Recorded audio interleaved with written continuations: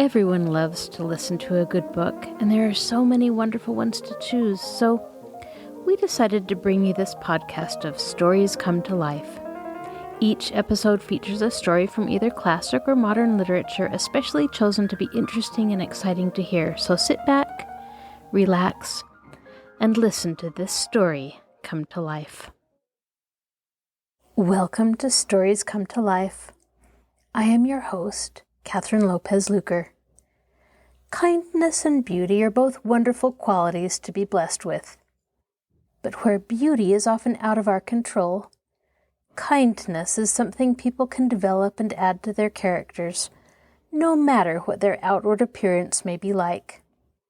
Today's stories are two traditional African folktales, Mufaro's Beautiful Daughters, retold by John Steptoe, and Chinye, retold by Obi Onyefulu.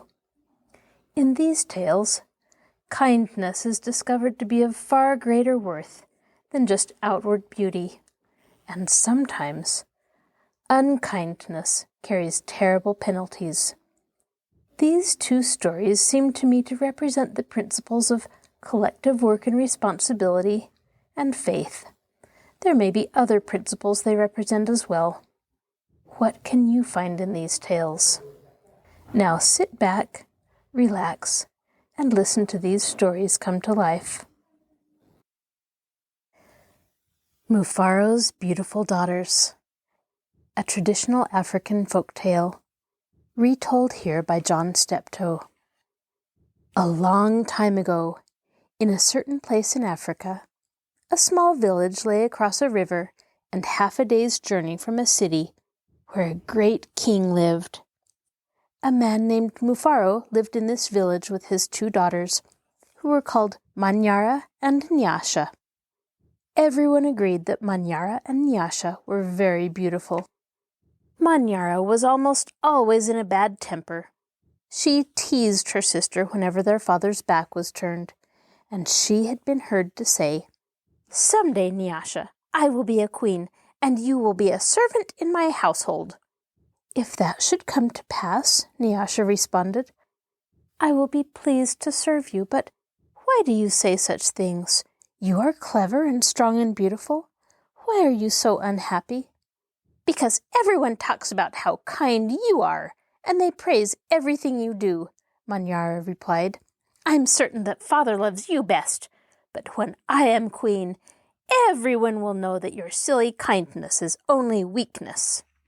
Nyasha was sad that Manyara felt this way, but she ignored her sister's words and went about her chores. Nyasha kept a small plot of land, on which she grew millet, sunflowers, yams, and vegetables. She always sang as she worked, and some said it was her singing that made her crops more bountiful than anyone else's. One day, Nyasha noticed a small garden snake resting beneath a yam vine. "Good day, little Nyoka," she called to him. "You are welcome here. You will keep away any creatures who might spoil my vegetables." She bent forward, gave the little snake a loving pat on the head, and then returned to her work. From that day on, Nyoka was always at Nyasha's side when she tended her garden. It was said that she sang all the more sweetly when he was there. Mufaro knew nothing about how Manyara treated Nyasha. Nyasha was too considerate of her father's feelings to complain, and Manyara was always careful to behave herself when Mufaro was around. Early one morning, a messenger from the city arrived. The great king wanted a wife.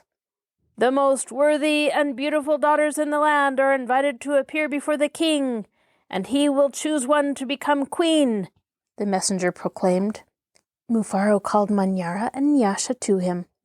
"It would be a great honor to have one of you chosen," he said. "Prepare yourselves to journey to the city. I will call together all our friends to make a wedding party. We will leave tomorrow as the sun rises." "But my father," Manyara said sweetly, "it would be painful for either of us to leave you, even to be wife to the king. I know Nyasha would grieve to death if she were parted from you." I am strong. Send me to the city, and let poor Nyasha be happy here with you."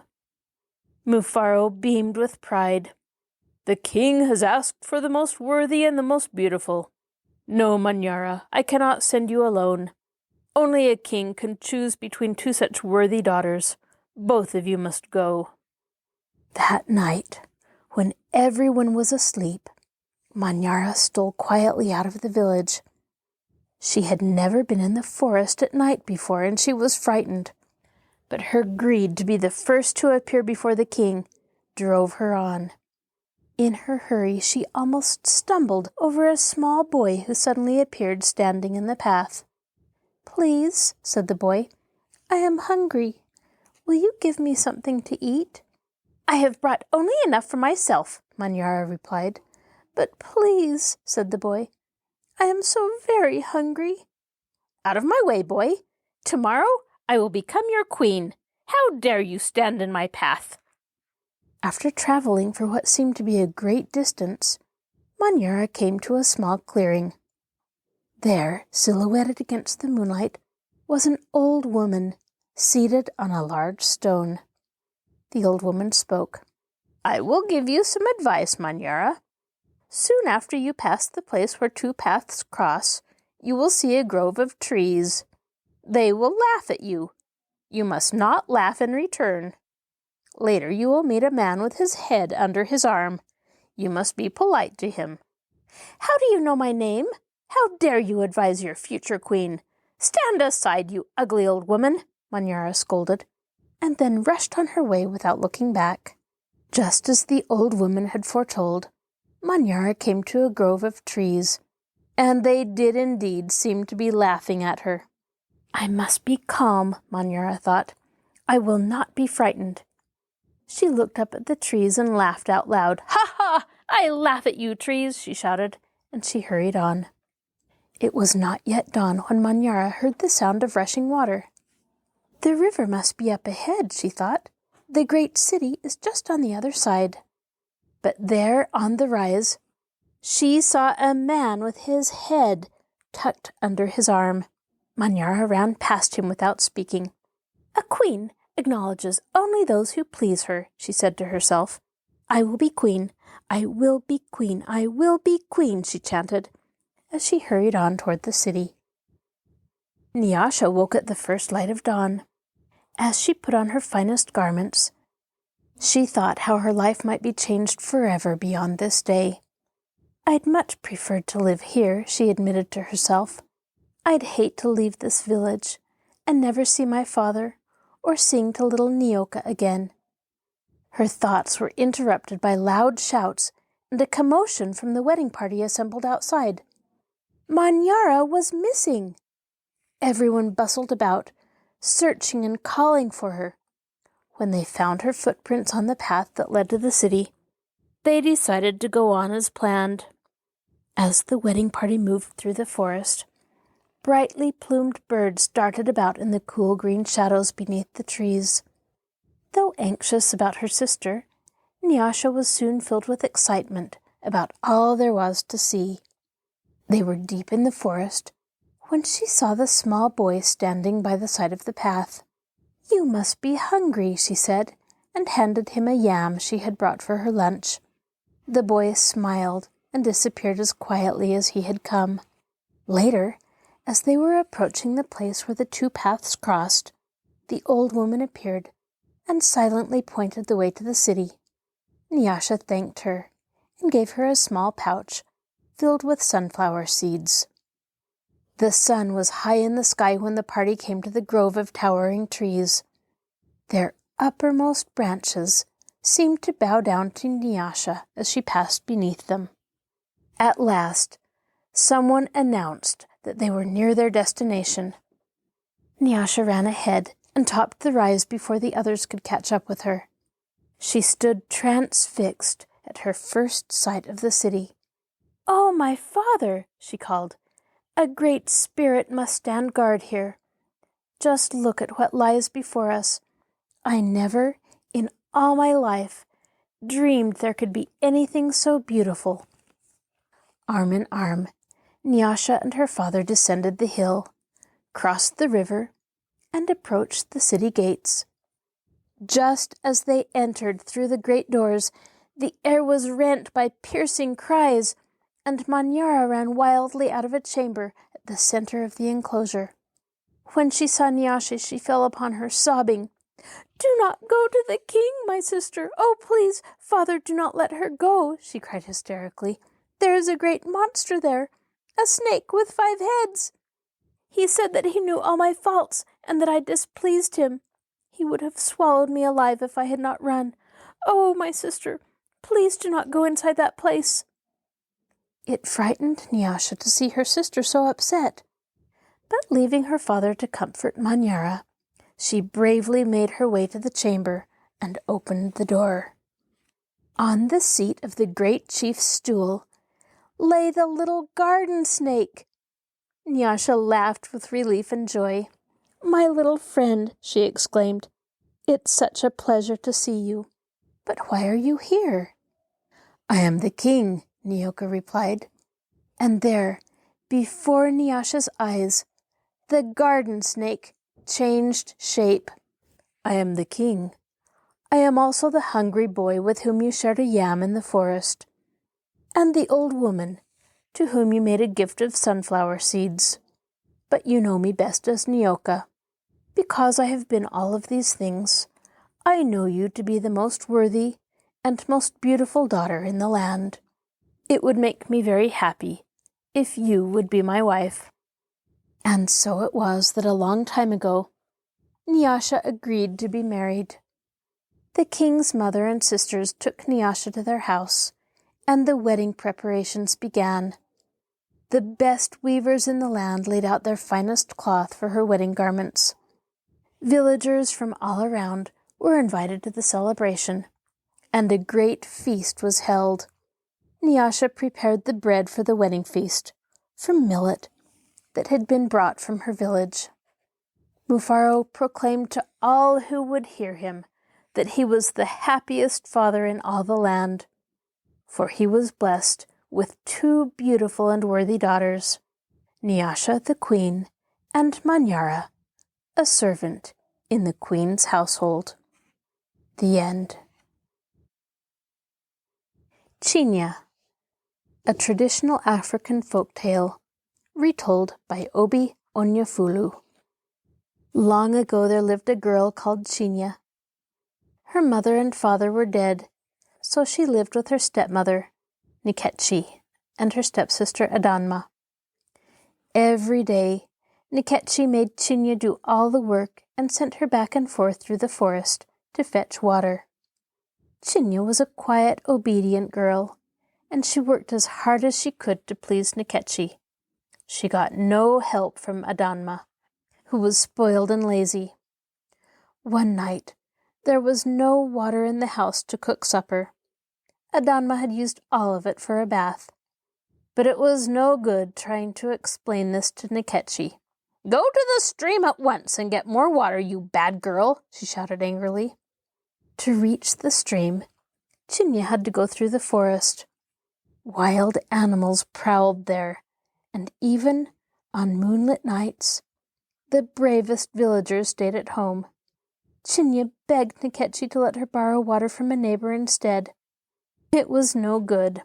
"Be off with you!" Nkechi shouted, thrusting the heavy water pot into Chinye's arms. Weeping, Chinye set off into the forest. Danger lurked behind every tree. A lion roared, and her heart jumped. Then, right in front of her, a shape loomed up on the path. Chinye screamed. Too terrified to run, she shut her eyes and prayed. "Where are you going, child?" asked a gentle voice. Chinye opened her eyes in wonder. By the light of the moon, the shape looked like an antelope. "To the stream, to fetch water," she whispered. "The forest is no place for you at this time of night," the voice said. "Go home." Chinye shook her head. "I can't. My life is bad enough already without making my stepmother angry." The shape sighed and let Chinye pass. A little further on, a second shape appeared. This one looked like a hyena. Once again, Chinye screamed and shut her eyes. But the creature's voice was full of love and kindness. Hearing why Chinye was out so late, it said, "Go on your way with my blessing, but take care. A lion is following me.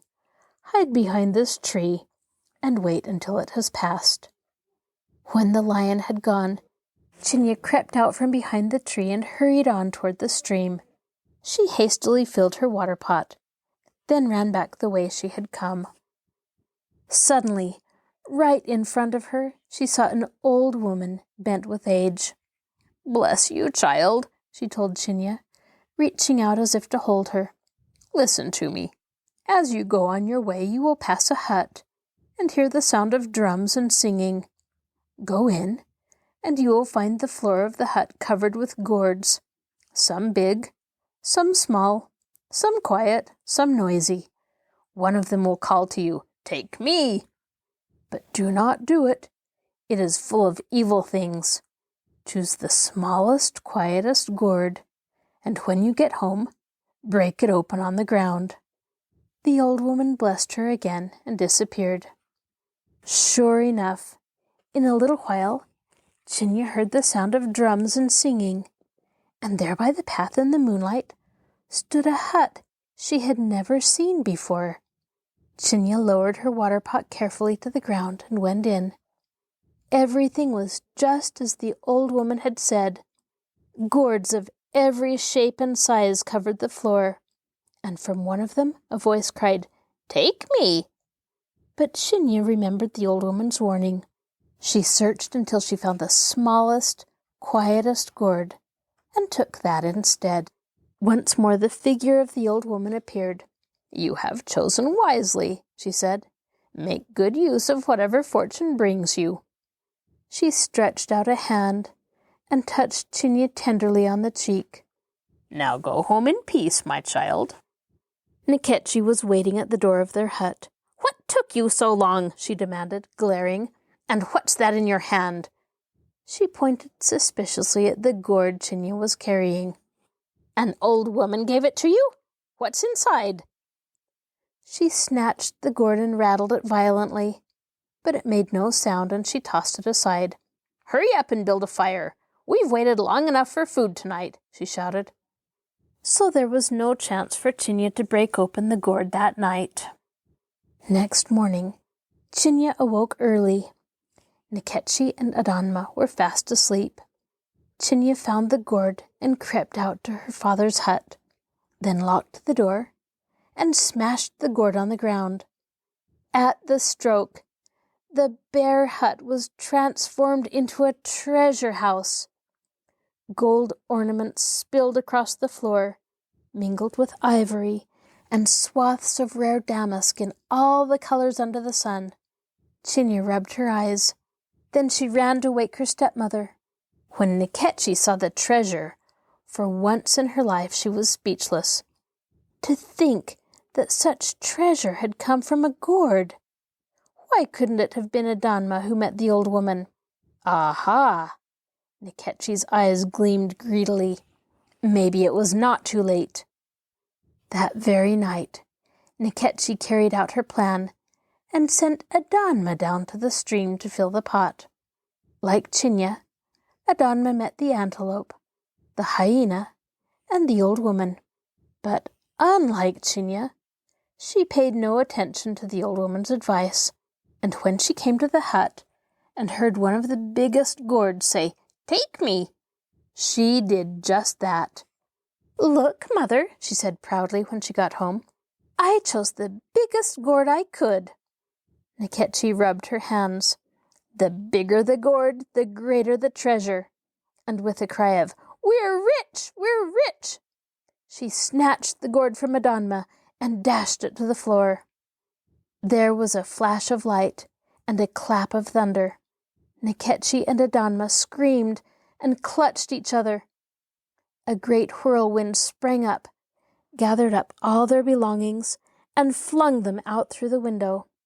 Pots, Pans, clothes, and cowrie shells were swept away into the night. Nkechi and Adonma had lost everything. Too proud to ask Chinye for help, Nkechi left the village forever, taking Adonma with her. And Chinye?